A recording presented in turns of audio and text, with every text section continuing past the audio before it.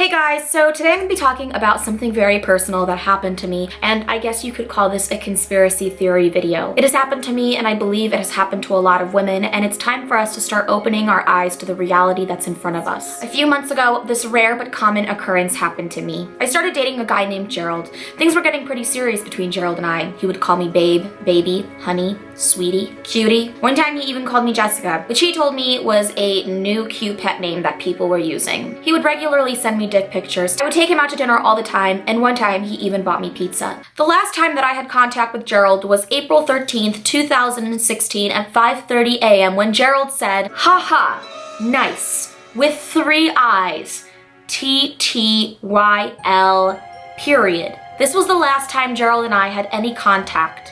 Now, why would Gerald say TTYL? A popular way for youngsters to say, talk to you later. If Gerald never talked to me after that, something smells fishy and I want to get to the bottom of it. Was Gerald arrested by the government? Is Gerald in Guantanamo Bay, and is that why he's not texting me back? Did Gerald get into a car wreck and suffer amnesia? Maybe Gerald's phone was stolen on the subway and he can't get a replacement because he didn't pay for insurance, because Gerald strikes me as the type of guy that wouldn't get insurance even though it's only $50 a year. Maybe Gerald lost his fingers in a freak typewriting accident. Maybe Gerald tripped on a sidewalk crack, falling into a bush of poison ivy, and without realizing it, he used his poison ivy exposed hands to rub his eyes, subsequently going blind in both eyes. Maybe Gerald had colitis. Maybe Gerald was kidnapped by the French mafia and sold into miming.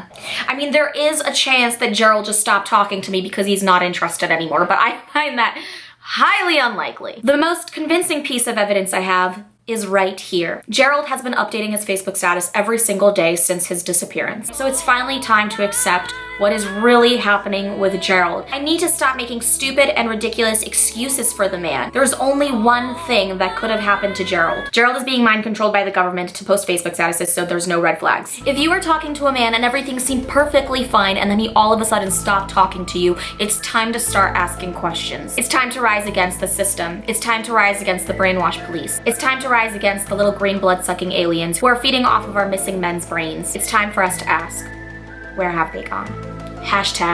#ghosted.